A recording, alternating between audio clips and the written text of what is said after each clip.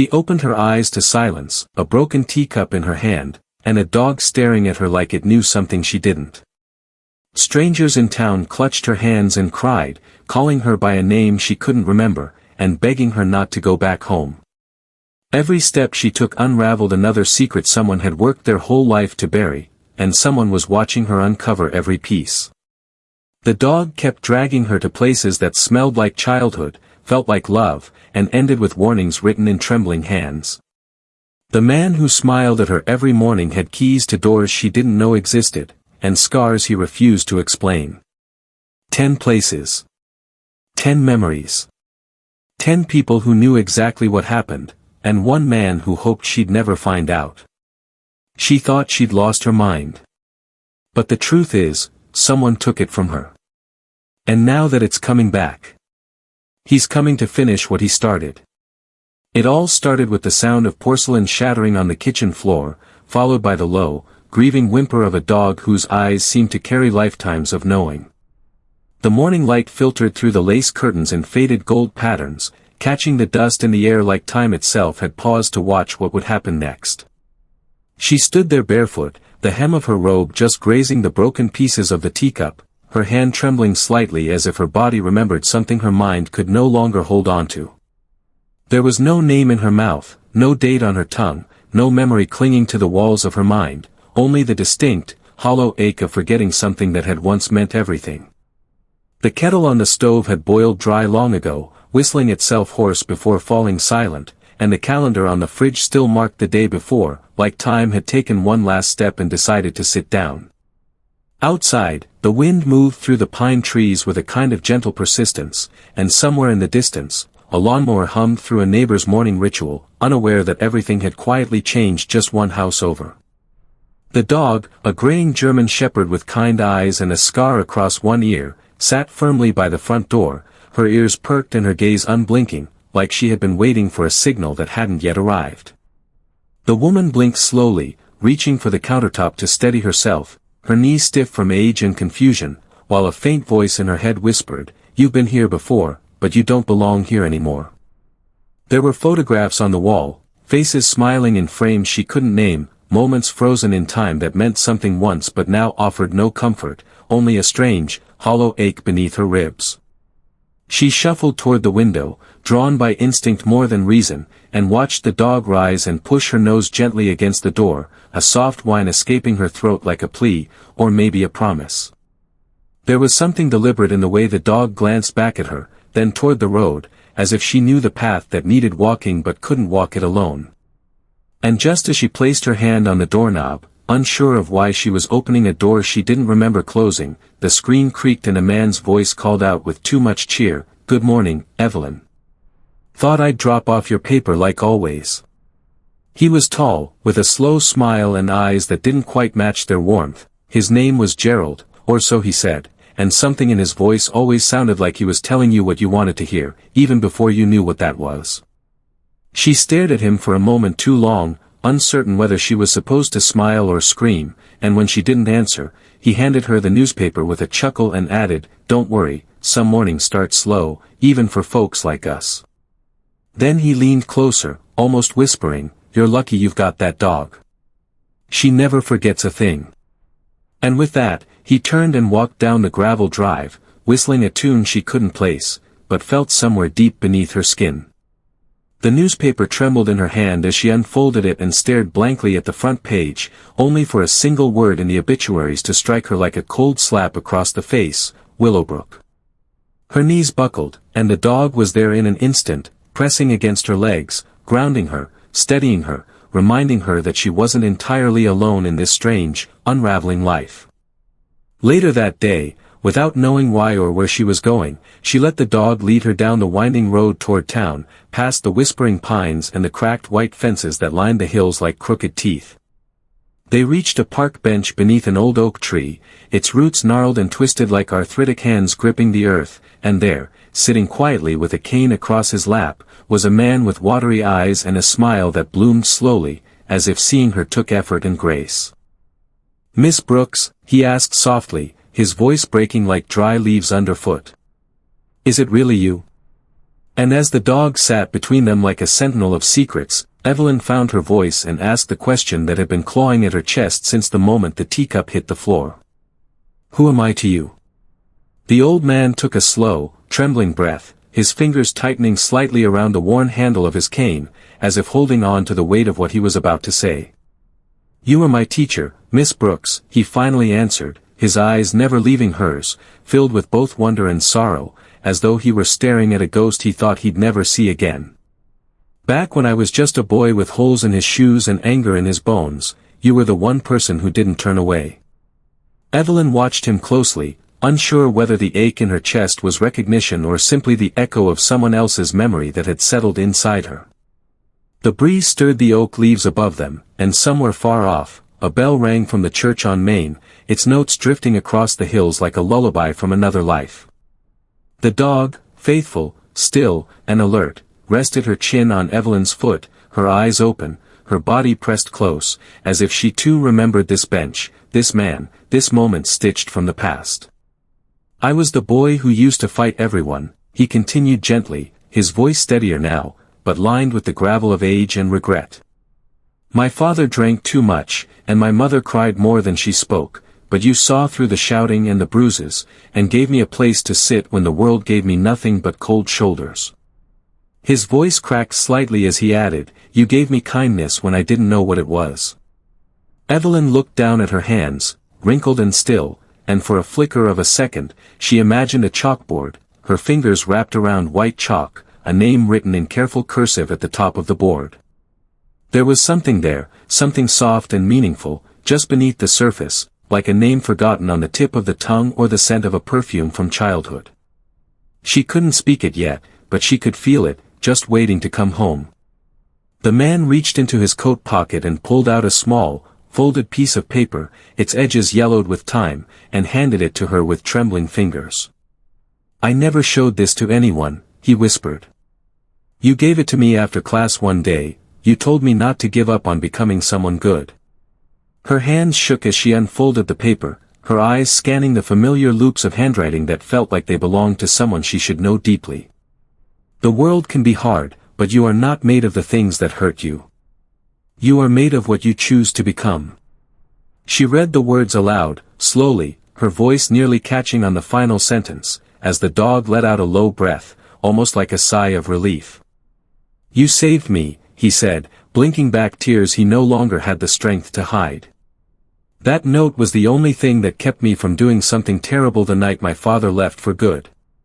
Evelyn looked at him, her throat tightening, and though the memory still hovered just beyond reach, the emotion felt real enough to drown in. She reached out and gently placed her hand over his, her fingers brushing the edge of the paper, and for a brief, shining moment, they both sat in silence, two souls tethered by something stronger than time or memory. Behind them, the wind picked up, scattering a few leaves at their feet, and the sun slipped behind a cloud, painting the park in soft shadows. Just then, a voice broke the stillness, cheerful but too rehearsed, like it was trying too hard to sound casual. "Well, well. I didn't expect to find you all the way out here, Evelyn." It was Gerald again, appearing at the edge of the path with a paper bag in one hand and a smile that didn't reach his eyes. "Brought you some of those biscuits you like," he added, holding up the bag like a peace offering, though no one had asked for it. The man on the bench stiffened slightly, his eyes narrowing as they landed on Gerald, but said nothing as Evelyn accepted the bag with a hesitant nod. Gerald sat beside her without invitation, the dog letting out a faint growl that died quickly in her throat as if suppressed by years of trained loyalty. "You okay, sweetheart?" Gerald asked, placing a hand lightly on her shoulder. "You've been out wandering a lot lately. Makes folks worry, you know." There was something in the way he said it, gentle but tight, like a leash hidden beneath velvet. She turned to look at him and tried to smile, but the question pressing against her chest now had nothing to do with old notes or lost classrooms. It was something darker, something deeper, something just beginning to curl at the edge of her awareness. She tilted her head and asked quietly, "Gerald, how long have you really known me?" Gerald didn't answer right away. He just smiled, that slow, easy smile of his, the kind that always seemed to land a little too softly, like a blanket hiding something sharp underneath. He shifted in his seat, brushing invisible crumbs off his slacks, and for a moment it looked like he was buying time, weighing the room, checking to see how much Evelyn really remembered and how much she was still grasping for in the dark. "Oh, long enough to know you're stubborn as an old gate in winter," he chuckled, the sound light but not quite warm, his fingers tapping against the brown paper bag as if the rhythm might distract from the weight of her question. "Ever since your brother passed, I've been helping out, keeping an eye on things, bringing you your paper, fixing little things around the house." He paused just long enough to watch her eyes, then added, "You know, like I promised him I would." The words landed gently, but something about them didn't settle right, like a puzzle piece that looked like it should fit, but refused to lie flat. Evelyn furrowed her brow, not because she didn't believe him, but because something in her chest tightened, as though a thread had just been tugged somewhere far beneath the surface. Her brother. She didn't even know she had one, or at least, she hadn't remembered that part yet. The man on the bench, still silent beside her, cast a quick glance toward Gerald before clearing his throat softly and rising to his feet, leaning heavily on his cane. "It was good seeing you again, Miss Brooks," he said, his voice gentler now, as if trying to leave her with something more than just a story. "You meant the world to a lot of people, you still do." Evelyn tried to respond, but the words refused to come. The man tipped his hat to her and offered the dog a brief, respectful nod before walking slowly down the path, his figure shrinking into the sunlight, like a memory returning to where it came from. She watched him until he disappeared past the old stone fountain, then turned back to Gerald, who was now looking out over the park with a carefully crafted expression of concern. "You okay, Evelyn?" he asked again, just a shade too rehearsed. "You've been forgetting things more often lately. Wandering farther. Folks in town are starting to talk." His voice dipped lower, like he was sharing a secret, not a warning. "I just want to keep you safe. That's all I've ever wanted."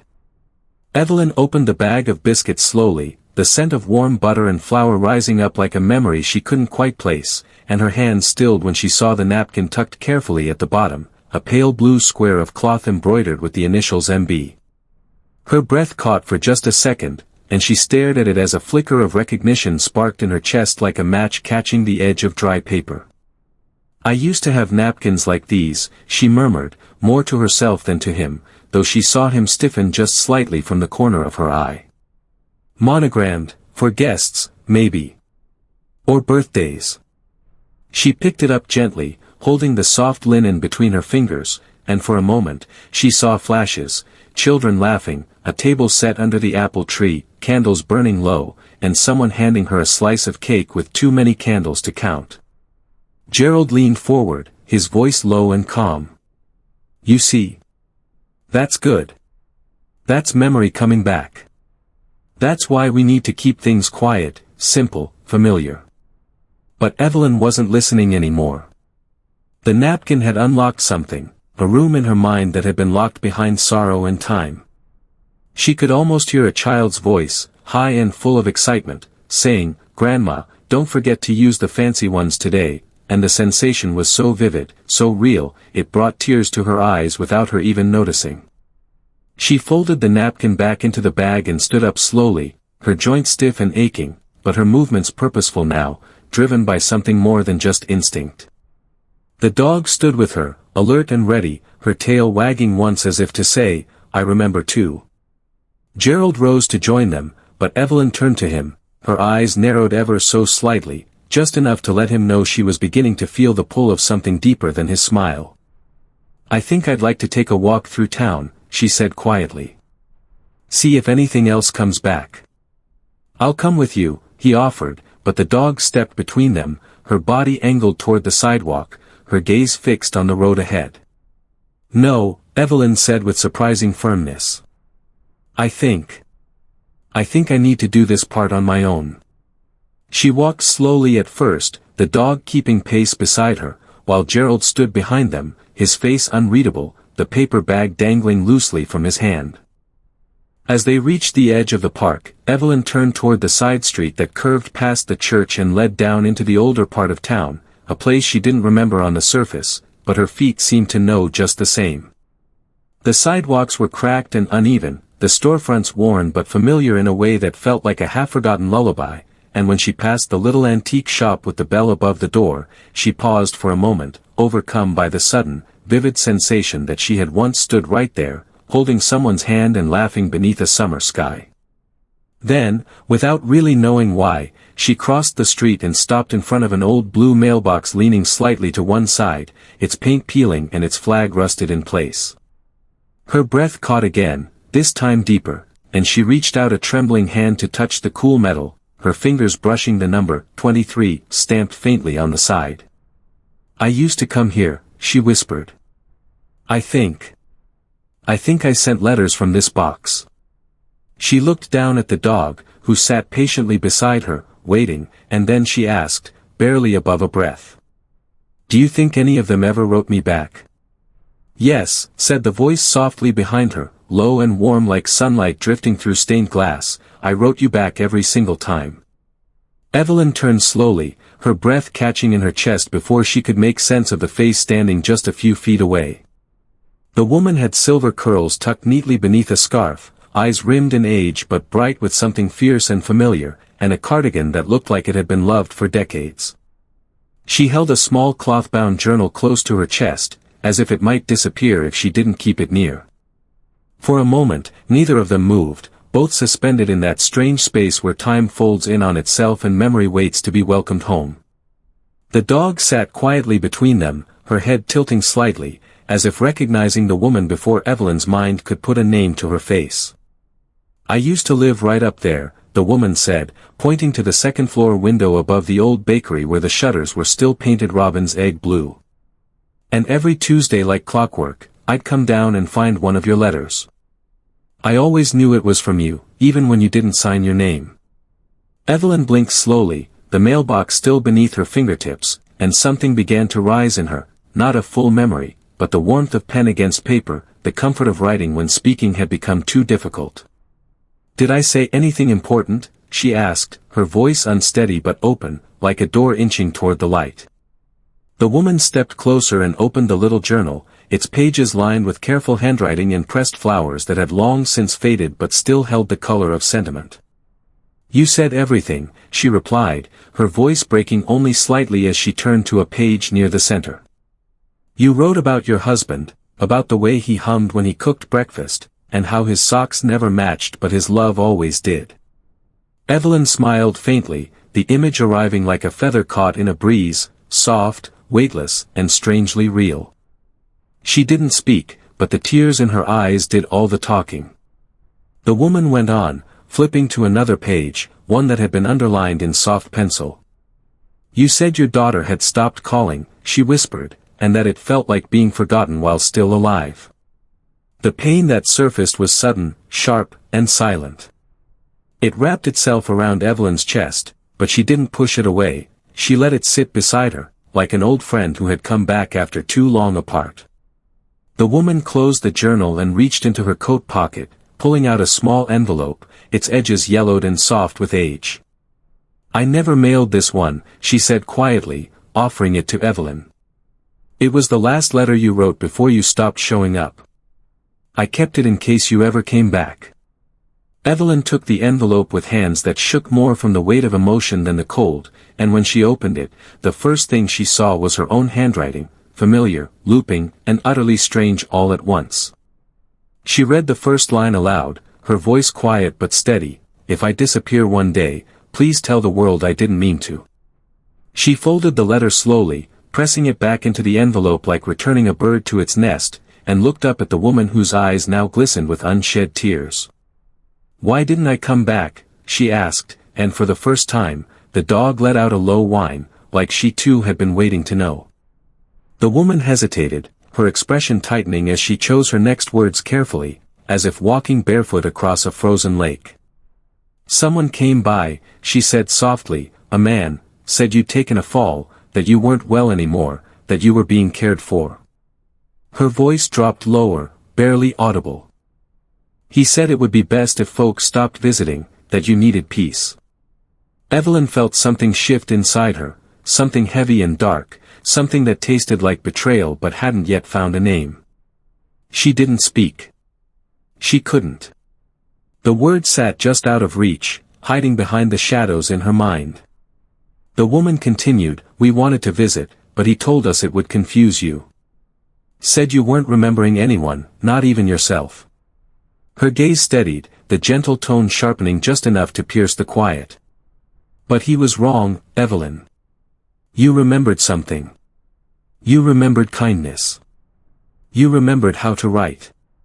The dog stood up, nudging Evelyn's leg gently, a small motion but one full of meaning, as if encouraging her forward, toward the next door, the next truth, the next memory still waiting to be unearthed.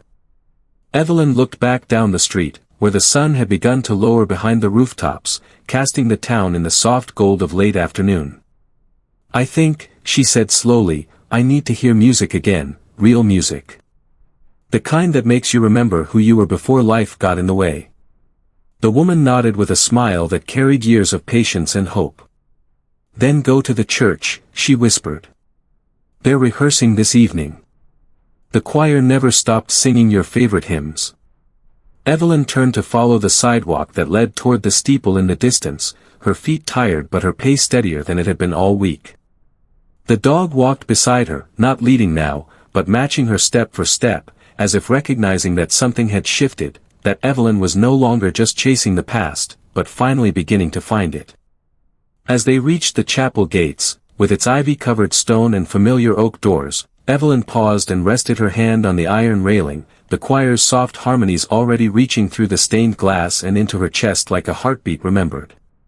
She looked down at the dog and asked quietly, "Do you think they'll still remember my voice?" "They never stopped," came a voice from behind the old wooden doors, just as Evelyn reached for the handle with trembling fingers.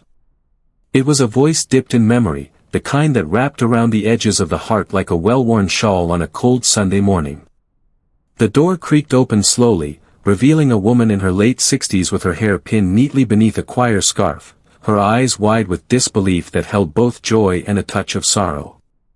The sanctuary beyond her glowed in the soft hues of stained glass, casting lilac and amber patterns across the worn oak pews, and the faint hum of harmony still lingered in the air like smoke after a candle has gone out. "I'm Marlene," she said softly, her hands pressed together in front of her chest. "We used to sing side by side, every second row from the front." Her voice broke ever so slightly, the words falling out like pieces of an old hymn you haven't heard in years but never truly forgot. Evelyn stared at her for a long moment, her heart pressing against her ribs as if something inside her was beginning to stir, something long buried but never entirely lost. The dog sat dutifully at her side, her head tilted slightly, ears alert, as though listening for a note she'd once heard played in a different lifetime. The choir had fallen silent now, their rehearsal interrupted by the arrival of a ghost who didn't yet know she was returning to life. One by one, the singers looked up from their sheet music, and though the names escaped Evelyn's lips, their faces felt etched into her bones in ways that couldn't be forgotten, only misplaced.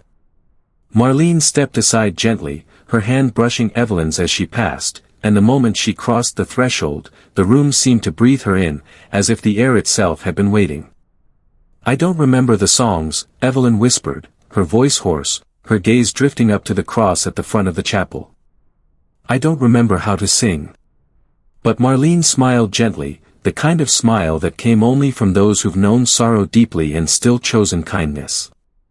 "That's all right," she replied. "Sometimes it's not the voice that remembers, it's the heart." A pianist began to play softly in the corner, the first few notes of Amazing Grace rising into the rafters like a prayer set loose on the wind. Evelyn closed her eyes and let the music settle over her like warm water, and suddenly, her lips began to move, not perfectly, not confidently, but faithfully, like a widow setting an extra place at the table because it's what she's always done. And somewhere around the third line, something cracked open inside her, a vision, faint and fleeting, of herself in a blue dress, holding sheet music, smiling at someone just outside the frame of memory. Tears slipped down her cheeks, not from sadness, but from the unbearable weight of beauty returning after a long, cruel silence. The dog rested at her feet, perfectly still, her eyes soft and wide, as if she too could hear something sacred returning home. When the music faded, the room remained quiet, no one speaking, not even Marlene. Then, from the back pew, a woman's voice whispered, "She still got it," and a wave of gentle laughter passed through the chapel, not mocking but celebrating, like spring arriving quietly after a brutal winter. Evelyn sat down in the pew as the others resumed their places, her breathing steady now, her hands no longer trembling. She watched the pianist play the next song and, for the first time in days, felt more like a person and less like a puzzle. But even in the warmth of music and recognition, something darker stirred, because beneath the surface of her calm, Evelyn now knew that someone had told these people to forget her. She remembered what Marlene said, that they never stopped singing. But if they never stopped, why had no one come? Why had she been left so utterly alone? The choir finished, and Marlene walked her out gently, one arm looped through hers like old times. The sun had dipped behind the horizon now, casting the town in that quiet blue glow that comes before night, and Evelyn felt the weight of the day settle in her bones like fog over the hills. They stood in silence outside the chapel until Evelyn turned toward the dog and asked, "Why would someone go to such lengths to erase me?"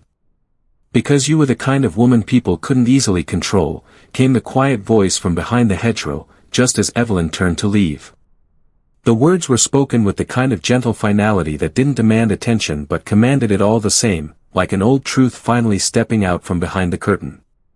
Evelyn turned slowly, the evening light brushing her face in pale amber, and saw an elderly man stepping onto the path with a noticeable limp, a walking stick tapping softly against the bricks as he moved.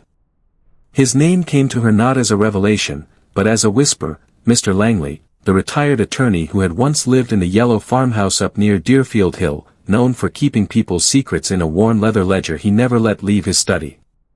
His hair had thinned with time, but his gaze remained sharp, and when he looked at Evelyn, it was with the weight of someone who had been carrying a story for far too long. "You always had a voice," he said, stepping forward with care, "and you weren't afraid to use it, even when it meant losing things that mattered to you." He paused for a moment, as though the words were heavier than he'd expected. "That frightened people, Evelyn. Especially people who stood to gain more by keeping you silent." Evelyn felt the air shift around her, not suddenly, but like a curtain slowly being pulled back, revealing something she wasn't sure she wanted to see. She nodded slowly, not because she remembered, but because she could feel the truth in her chest the way you feel a storm long before the first drop falls.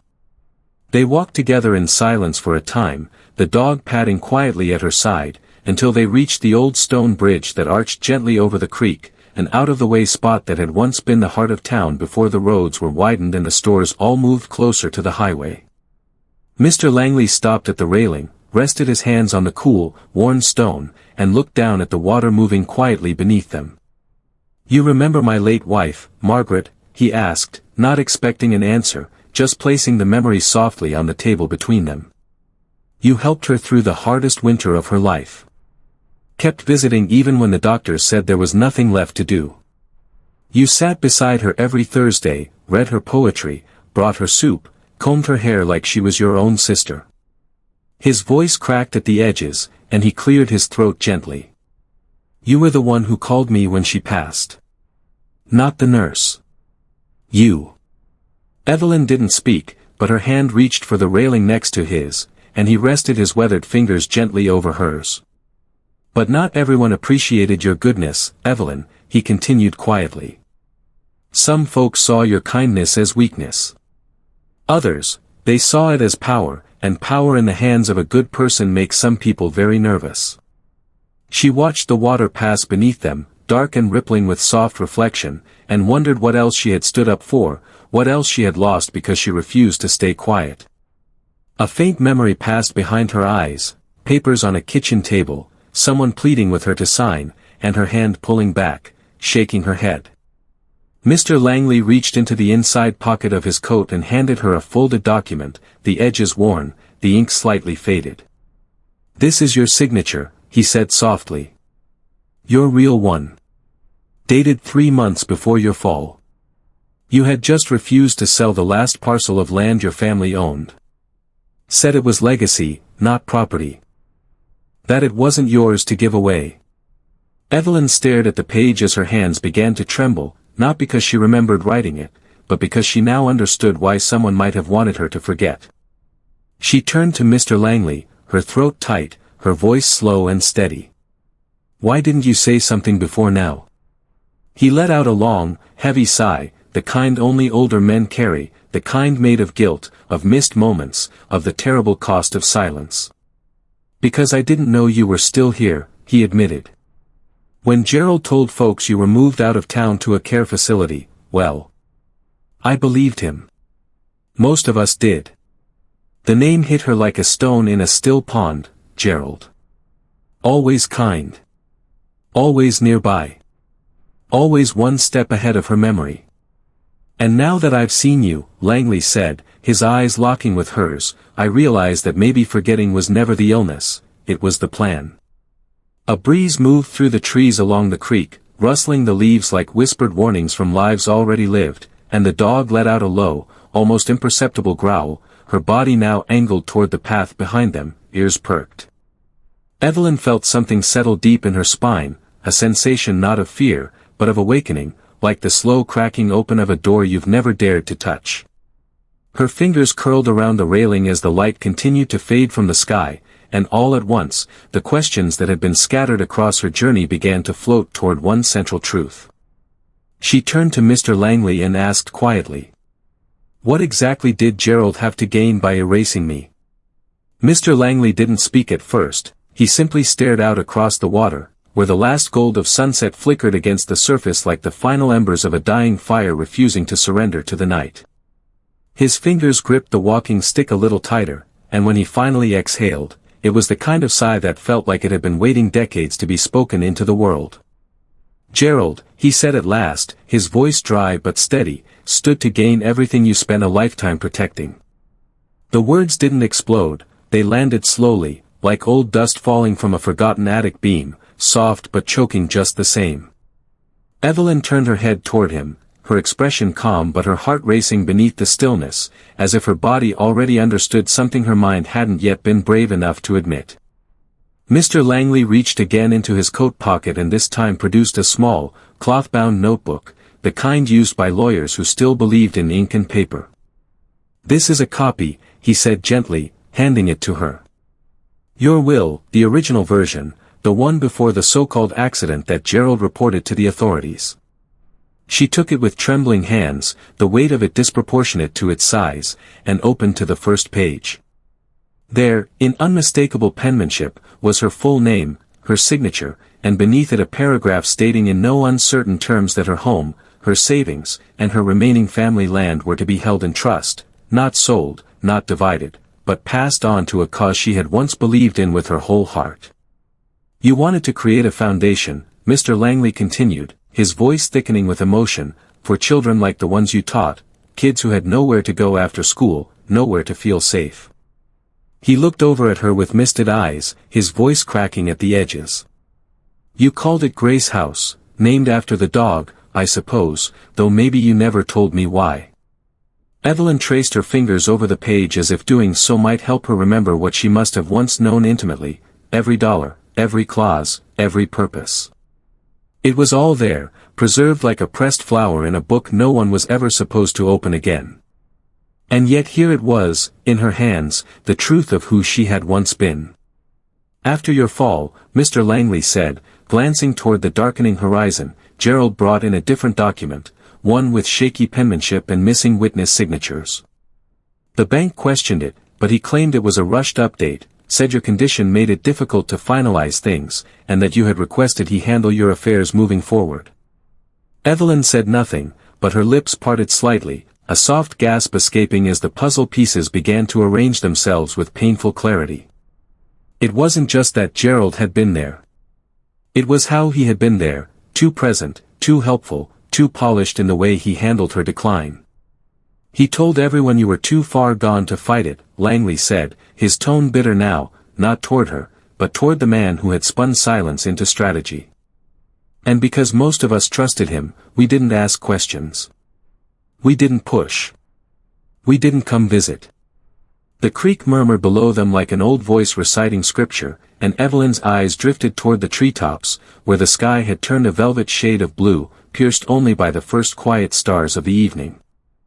The dog leaned gently against her leg, steady and patient, her presence grounding her in the storm of realization. Langley turned toward her, his voice softening again. He sold off the orchard first, the one your father planted when you were a girl. Claimed it was for taxes, but the money never made it to your accounts. Then the cottage, the art, the annuity fund. All gone. Piece by piece. And no one stopped him. Evelyn asked, though the question came out more like a breath than a sentence, as if she already feared the answer. We didn't think we had the right, he said quietly. He presented power of attorney. Claimed you had episodes, talked about people who weren't there, lost time, wandered the woods at night. He hesitated, then added gently, when you disappeared for a while, we thought maybe you'd been taken somewhere, a home, maybe. No one questioned it. We thought it was what you wanted. Evelyn stared at the notebook, her heart breaking in a way she didn't quite know how to explain, not from the betrayal, but from the long, aching silence that had settled in the place where her life used to live. I think, she said after a long while, her voice hushed but firm, I need to go back to the house. The place where it all started. There's something there, something I've been avoiding, but I feel it pulling me now. Mr. Langley nodded and touched her shoulder lightly. You won't be alone this time, he said. You have people now. You have this town. And you have that dog, who looks like she'd take on the devil himself for you. They turned together, and with each step back toward the road, Evelyn felt the pull of memory, not like a whisper this time, but like a song she hadn't sung in years that somehow still lived in the shape of her breath.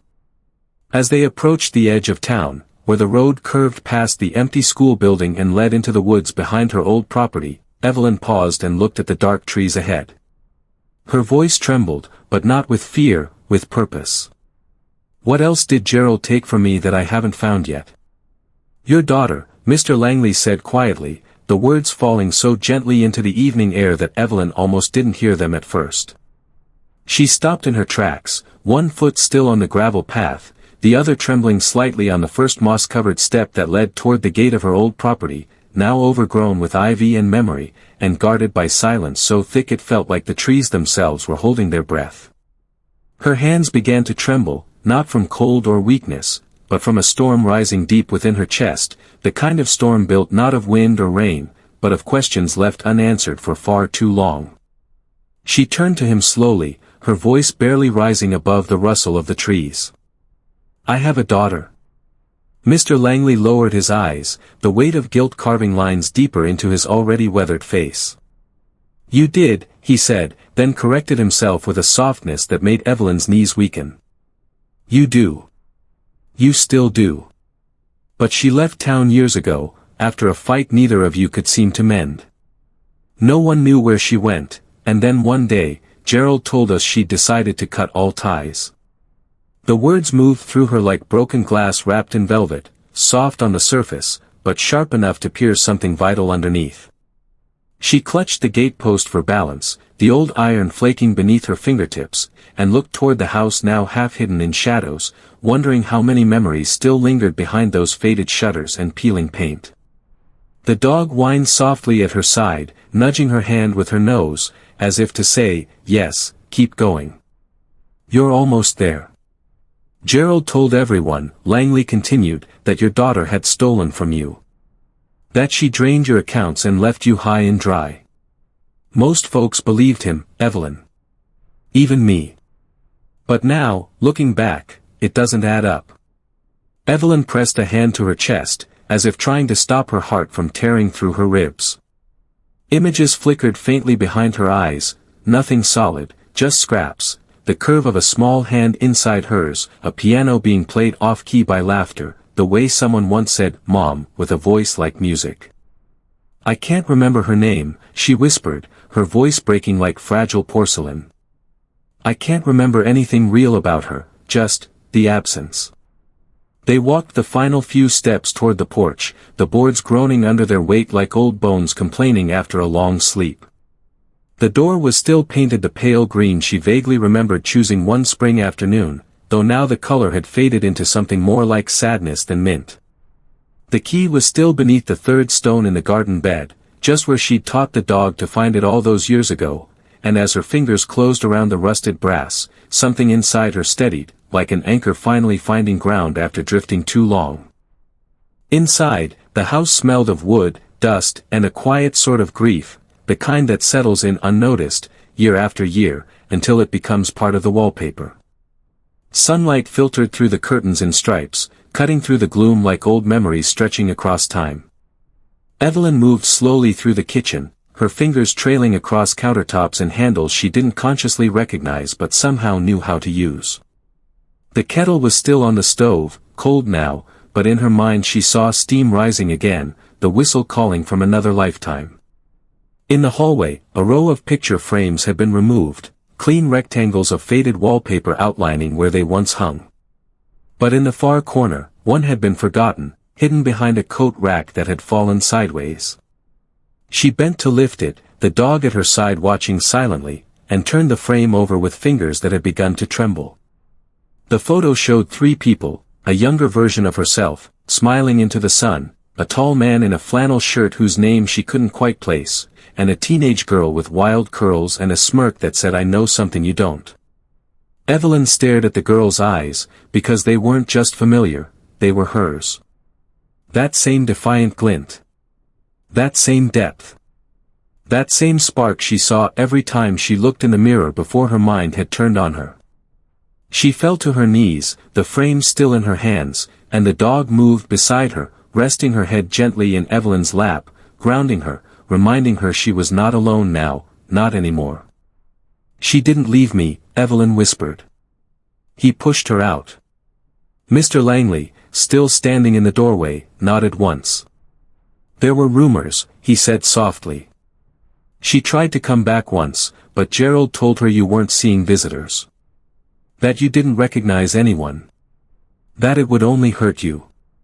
The silence in the house deepened, settling into the floorboards and shadows like it was listening too, like even the rooms themselves were ashamed of what had been allowed to happen here.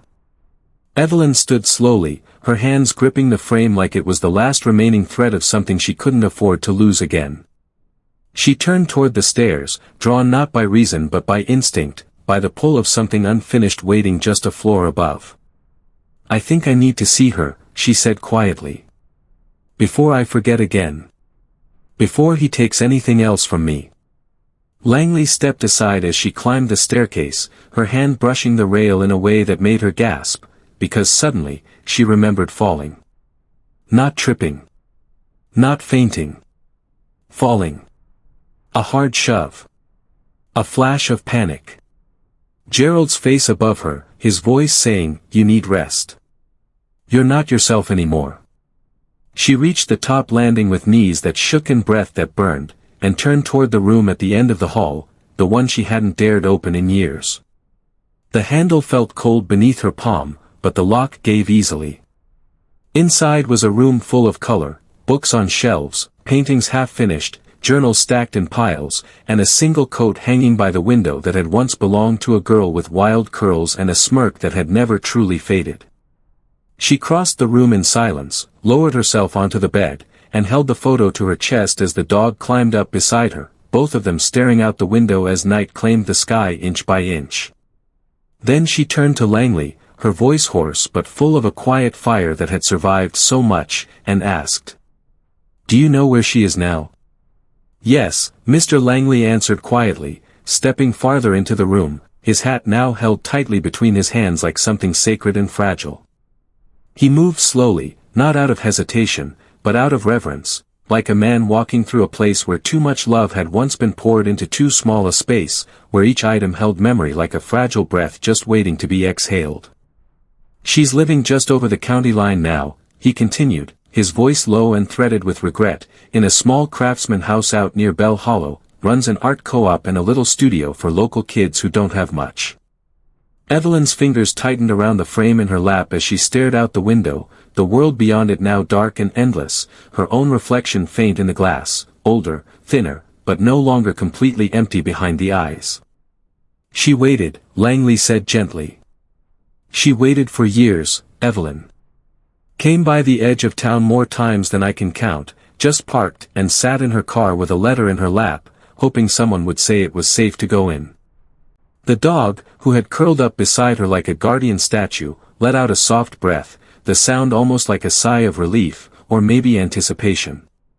Evelyn felt the warmth of her presence against her hip and reached down to rest her hand on her back, grounding herself against the wave of emotion threatening to rise too fast. Langley stepped over to the bookshelf, his fingers tracing the spines of old novels and sketchbooks, pausing at a blue cloth journal that had been tucked just slightly out of place. She used to send you these, he said, pulling the book gently from the shelf. One every year, even after she stopped hearing back. I think Gerald made sure they never got to you. Evelyn opened the journal with trembling hands, her eyes scanning the familiar handwriting, full of loops and slanted letters that looked so much like her own it made her breath catch.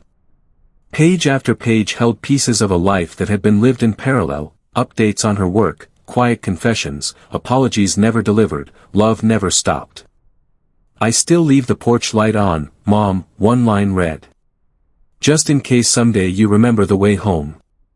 The tears came slow, not violent, not loud, just steady, like rain on an empty porch, the kind of rain you let fall because you know it's washing something away. She closed the journal and held it to her chest like a child holding a long-lost toy, and for a moment, there were no words left in the room, only the ache of everything that could have been and still might be. I need to see her, Evelyn whispered, her voice worn raw but resolute. I need to tell her she was never the one who left. Langley nodded, his throat too tight to speak, and helped her to her feet with the kind of gentleness reserved for things that have already been broken and are finally starting to mend. They moved through the house together, turning off the lights one by one, not to leave the darkness behind, but to carry it with them properly this time, with eyes wide open and memory slowly, stubbornly stitching itself back together. At the bottom of the stairs, just as Evelyn reached for her coat, the front door creaked open. And there he was. Gerald. Standing in the threshold with his usual calm smile, a grocery bag in one hand and a look of measured surprise that didn't quite reach his eyes. Well now, he said smoothly, his voice the same syrupy calm it had always been, I didn't expect company tonight. He stepped inside without being invited, glancing around like a man inspecting damage after a storm. You should have told me you were having visitors, Evelyn. You know how disorienting new faces can be. Langley stepped in front of her, slow but firm, his back straight despite the years. Evening, Gerald, he said, his voice cool but clear. You've got some explaining to do. Gerald's expression didn't flicker. If anything, his smile grew tighter. Now, let's not stir the pot. This isn't a good night for drama, not with Evelyn so tired and confused. But Evelyn stepped out from behind Langley, the journal still pressed to her chest, and looked him square in the eyes, not with rage, not with fear, but with the calm of a woman who had walked through fire and finally come out the other side. I remember more than you think, she said softly. And the parts one don't, well, they're coming back fast. Gerald's smile faltered, just for a moment, and in that split-second silence, the dog let out a low, warning growl that made the hairs rise on the back of his neck. He took a single step back. Langley moved closer to Evelyn and placed a gentle hand on her shoulder. We can call the sheriff right now, he said.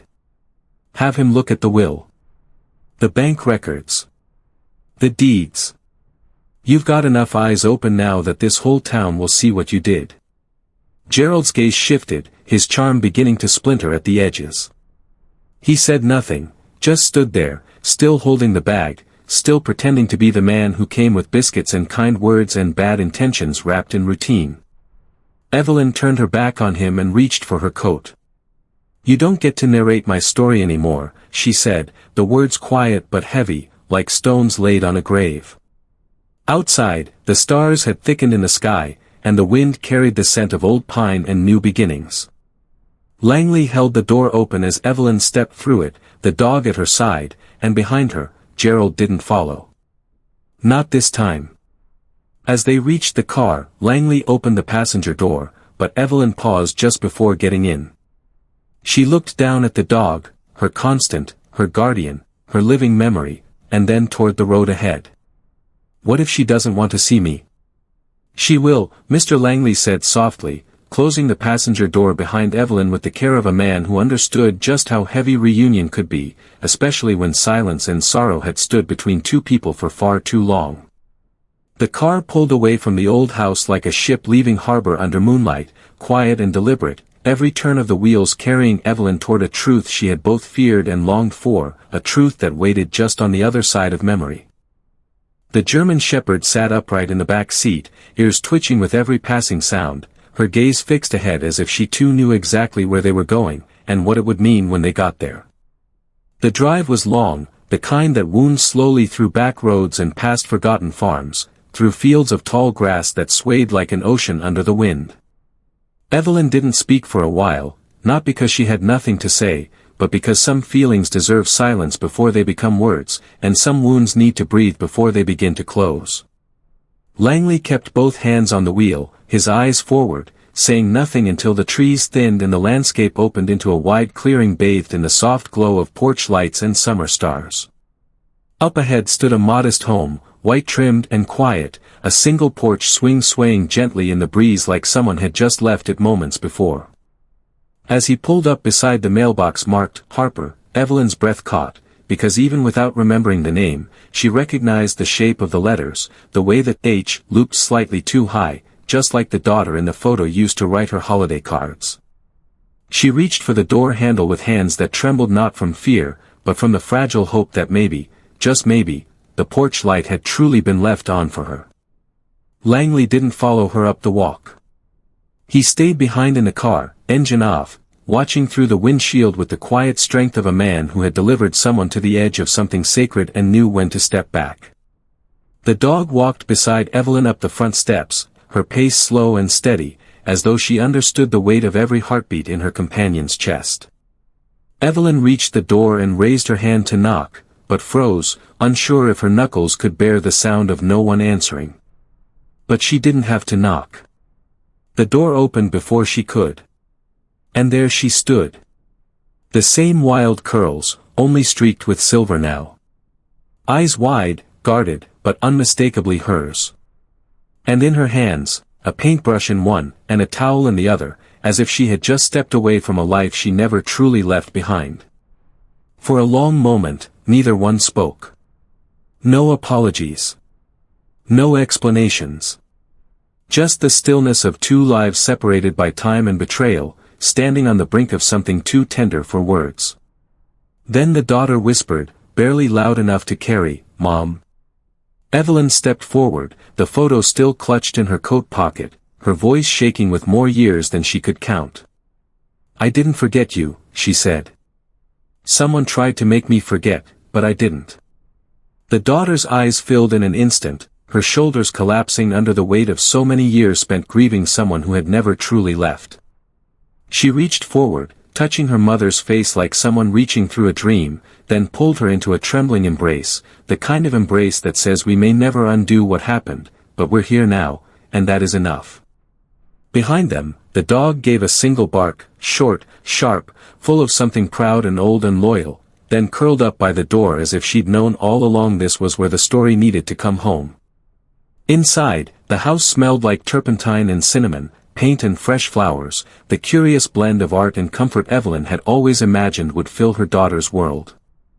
They sat at the kitchen table for hours, laughing softly, crying harder, opening the journal page by page, untangling the knots of what had been lost and threading together something new from what remained. And then, just after midnight, Evelyn told her everything, the accident, the missing years, the letters she never received, the land Gerald had sold, the will he had forged, the lies he had fed to keep mother and daughter apart. She didn't hold anything back. Because she knew now, truth was the only thing strong enough to heal them both. The daughter listened, her hand never leaving her mother's, nodding as though each detail confirmed something she'd suspected in her bones but had never been able to prove. And just as the night grew quiet again, as the dog finally stretched and laid her head on Evelyn's foot like she always did when she knew the storm had passed, the daughter stood up, walked to a narrow cabinet by the back wall, and pulled out a wooden box, small but heavy with importance. She placed it on the table, looked into her mother's eyes, and said, "There's one more thing you need to remember." Inside the box were photographs, documents, and a small digital recorder, the kind used by lawyers and caretakers, and sometimes, people with something to hide. Evelyn pressed play, and the voice that filled the room was unmistakable. It was Gerald. Calm, controlled, but not kind. "Once she signs it," the voice said, "the rest is easy. If she forgets, we win. If she remembers, well, by the time that happens, it'll be too late." Silence followed. Heavy. Final. Cold. Evelyn didn't cry. She didn't scream. She simply sat very still, her daughter's hand still wrapped around hers, her dog warm at her feet, the full weight of her story finally complete. And after a long, still moment, she turned to her daughter with the steadiness of a woman who had earned every wrinkle on her face and every scar in her soul. "Do you think we can get it all back? Let me know in the comments, where in the world are you tuning in from? It's always a joy to see how far these stories reach. And if this one touched your heart, go ahead and subscribe so you won't miss the next one. Until next time, take care.